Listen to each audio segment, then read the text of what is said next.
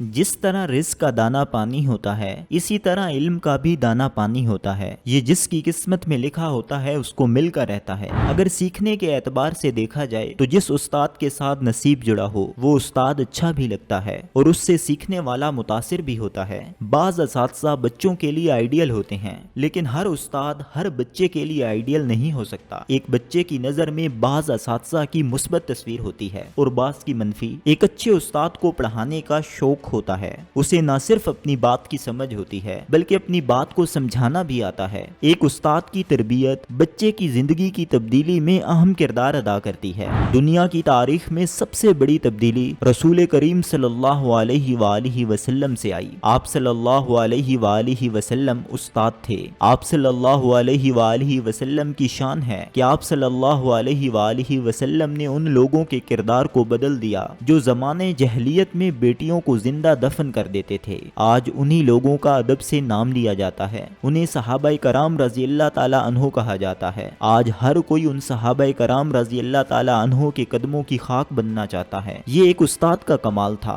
Michael Hart जब the 100 किताब लिखता है तो हजूर अकरम सल्लल्लाहु अलैहि वसल्लम के नाम मुबारक को पहले नंबर पर रखता है। तारीख में बड़ी तब्दीलियां असातिज़ा की वजह से आई हैं। ये उनके किरदार ही थे जो तब्दीलियों का बाइस बने। एक इंसान के विजन से पूरा जमाना बदल जाता है। एक इकबाल रहमतुल्लाह अलैह का ख्वाब होता है और पाकिस्तान बन जाता है। उस्ताद एक मुकम्मल पैकेज होता है जो एक मुतासिर कुन शख्सियत रखता है। उसमें इखलाकियात, बर्दाश्त, आला ज़र्फ और इल्म के साथ साथ अपने मज़ामीन पर उबूर जैसी खूबियाँ शामिल होती हैं। उसको इंसानी नफ्सियात और एंथ्रोपोलॉजी का इल्म होता है। वो इंसानी मिजाज से वाकिफ होता है। वो जानता है कि किन बच्चों को देखने से समझ आती है, किन को सुनने से समझ आती है और किन को महसूस करने से समझ आती है। उसकी शख्सियत बेज़रर और दूसरों के लिए फायदा मंद होती है। वो अपनी जिम्मेदारियां बाखूबी सर अंजाम देता है। एक बेहतरीन उस्ताद अपनी ज़ात के साथ साथ अपने बच्चों को भी दूसरों के लिए बेज़रर और फायदा रसा बनाता है और उनमें खूबियां पैदा करता रहता है। उस्ताद एक अच्छा मोटिवेटर और कोच भी होता है। उसकी बातें सुनकर लोगों की सोच में तब्दीली आती है और वो लोगों के दिलों पर हुकूमत करता है। हजरत मौलाना रूम रहमतुल्लाह अलैह के आखिरी अय्याम में किसी ने आप रहमतुल्लाह अलैह से कहा कि आप इस दुनिया से रुखसत हो रहे हैं, तो आप रहमतुल्लाह अलैह फरमाने लगे, नहीं, मैं दुनिया की मसनद से उतर कर लोगों के दिलों की मसनद पर बैठने जा रहा हूँ। इसी तरह बेहतरीन उस्ताद भी हमेशा याद और दिलों में जिंदा रहते हैं। नफ्सियात के मुताबिक इंसान जब कोई काम करता है तो चाहता है कि उसके एवज कुछ हासिल हो, जो बच्चों की तरबियत के अलावा मुआवजे की सूरत में भी हो सकता है।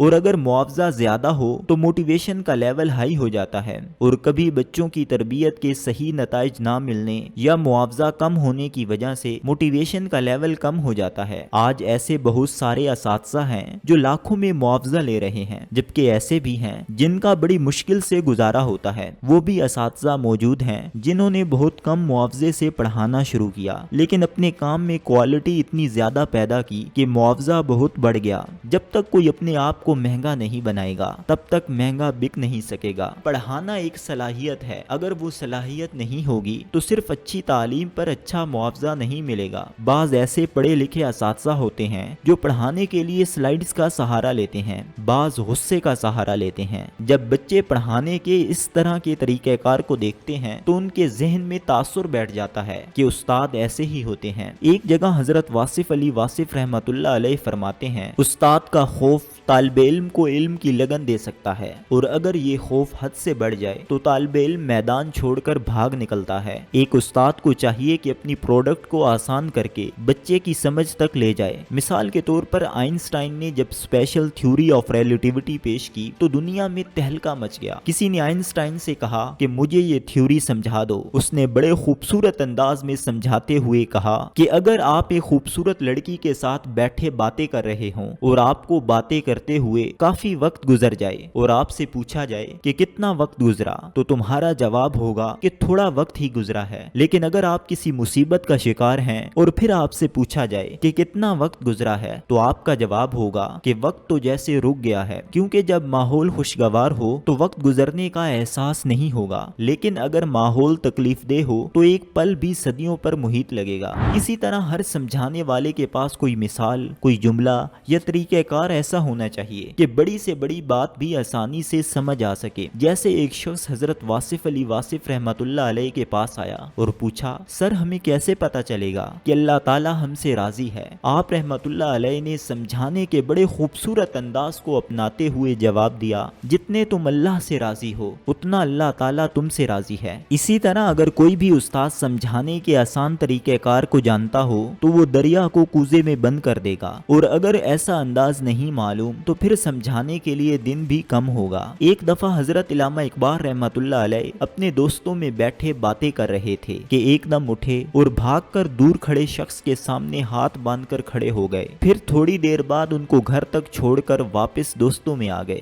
دوستوں نے پوچھا، یہ کون تھے؟ آپ رحمت اللہ علیہ نے جواب دیا، یہ میرے استاد مولوی میر حسن تھے۔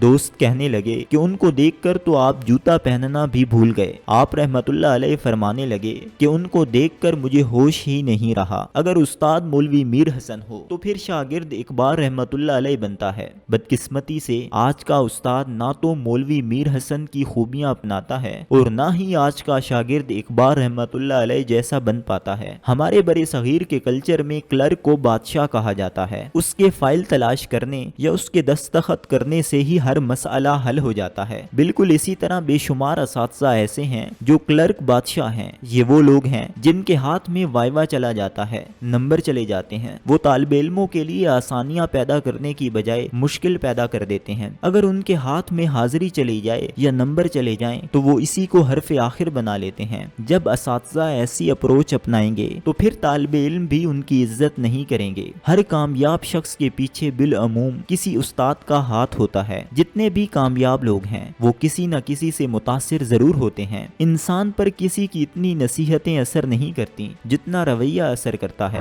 جیسے حضرت مولانا روم رحمت اللہ علیہ کا بہت مشہور واقعہ ہے کہ وہ اپنی درسگاہ میں پڑھا رہے تھے۔ مولانا کے قریب ان کی اپنی لکھی ہوئی کتابوں کا ڈھیر موجود تھا اور پاس ہی ایک تالاب تھا کہ وہاں ایک مجذوب آ گیا۔ مولانا جلال الدین رومی رحمت اللہ علیہ سے پوچھنے لگا، یہ سب کیا ہے؟ آپ نے کہا، یہ صرف و نحو پڑھا رہا ہوں، مگر تمہیں کیا معلوم کہ یہ کیا ہے؟ مجذوب کو اس بات پر غصہ آ گیا اور غصے میں آپ کے قریب پڑی ہوئی کتابوں کو تالاب میں پھینک دیا۔ جب ہاتھ سے لکھی ہوئی کتابوں کی سیاہی پانی میں تحلیل ہونے لگی تو آپ رحمت اللہ علیہ دکھ، تکلیف اور غصے سے کہنے لگے، اے درویش، تو نے یہ کیا کیا؟ میری زندگی کی ساری محنت ضائع کر دی۔ یہ سن کر مجذوب نے فوراً تالاب میں ہاتھ ڈال کر کتابوں کو نکالنا شروع کر دیا۔ درویش کتاب نکالتا، اسے جھاڑتا، کتاب سے گرد نکلتی اور خشک کتاب مولانا کو واپس کرتا جاتا۔ یہ دیکھ کر آپ رحمت اللہ علیہ نے مجذوب سے سوال کیا، بابا یہ کیسے؟ مجذوب نے کہا، تو درسگاہ اور کتابوں کی بات کر۔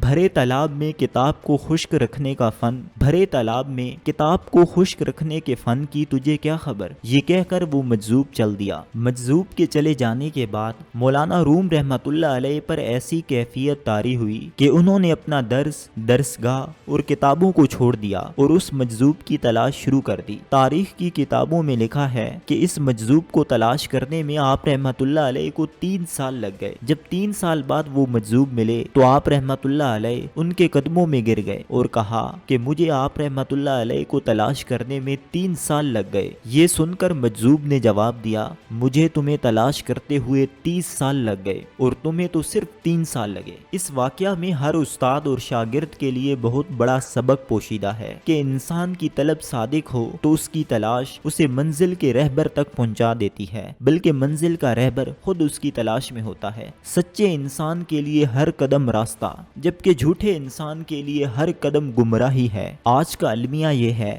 کہ استاد، ادارے، اکیڈمیاں، سکولز صرف نمبر دلا رہے ہیں اور ان کے لیے فخر کی بات صرف یہ ہے کہ ہمارے طلباء کے A+ گریڈ ہیں، لیکن وہ طالب علم زندگی میں کتنے مؤثر اور کارآمد ہیں اس کی کسی کو خبر نہیں۔ ان کا مورال کیا ہے، وہ کتنے اچھے پاکستانی، اچھے انسان، اچھے بیٹے یا اچھے شہری ہیں، ان کی طرف کسی کا دھیان ہی نہیں ہے۔ نمبروں کی اہمیت سے انکار نہیں کیا جا سکتا۔ کسی اچھے ادارے میں داخلے کے لیے نمبر بہت ضروری ہیں، لیکن نمبروں کے ساتھ گرومنگ کرنا بھی استاد کی ذمہ داری داری ہے۔ اگر استاد اپنے شاگردوں کی اچھی تربیت کر رہا ہے تو پھر وہ بہت بڑا کام کر رہا ہے۔ طالب علم نے یاد کر کے جو نمبر اور ڈگریاں لی ہیں وہ بھول جائے گا، لیکن استاد کی طرف سے دی گئی اچھی عادات اور بہترین رویہ جیسی خوبیاں ساری زندگی اس کے کام آئیں گی۔ اگر استاد شاگرد کا اچھا مزاج بنا دے، اس کو اچھا اخلاق دے دے، اس کے اندر خوبیاں پیدا کر دے تو یہ اس کے نصیب کو بدل سکتی ہیں۔ استاد کی نگاہ اس قدر طاقتور ہے کہ شاگرد میں ایسی خوبیاں پیدا کر دیتی ہے جو اس کا نصیب بدل دیتی ہیں۔ بھارت کے صدر عبدالکلام آزاد کہتے ہیں، کسی انسان کا مستقبل نہیں بدلا جا سکتا، لیکن اس کی عادات بدلی جا سکتی ہیں اور وہ عادات اس کے مستقبل کو بدل دیتی ہیں۔ کسی بھی سسٹم کو ہر وقت اچھے لوگوں کی ضرورت ہوتی ہے، اگر اچھے لوگ نہ ہوں تو سسٹم نہیں چلتا۔ ہمارے ہاں بہت کم لوگ ایسے ہیں جنہوں نے اپنے شوق سے اس شعبے کا انتخاب کیا ہے۔ زیادہ تر وہ لوگ ہیں جنہیں اپنے شعبوں میں کامیابی نہیں ملی، جن کے خواب ٹوٹ چکے ہیں۔ یہی وجہ ہے کہ ایک یونیورسٹی میں پڑھنے والا بچہ اپنے استاد سے متاثر ہوتا نظر نہیں آتا، اسے اپنے استاد کے لیکچر سے اکتاہٹ محسوس ہوتی ہے۔ جب کوئی طالب علم استاد کے لیکچر اور بات سمجھانے کے دوران سوئے گا تو نہ صرف وہ بلکہ اس کا نصیب بھی سو جائے گا۔ آج پڑھنے والا طالب علم اپنے استاد سے اس لیے بھی متاثر نہیں ہے کیونکہ اسے اپنا استاد پرانے زمانے کا لگتا ہے۔ اگر ایک استاد شیروانی پہنے، سر پر ترکش ٹوپی رکھے کلاس میں آئے گا تو آج کا ماڈرن طالب علم جو کمیونیکیشن پڑھ رہا ہے، جس کے ایک ہاتھ میں لیپ ٹاپ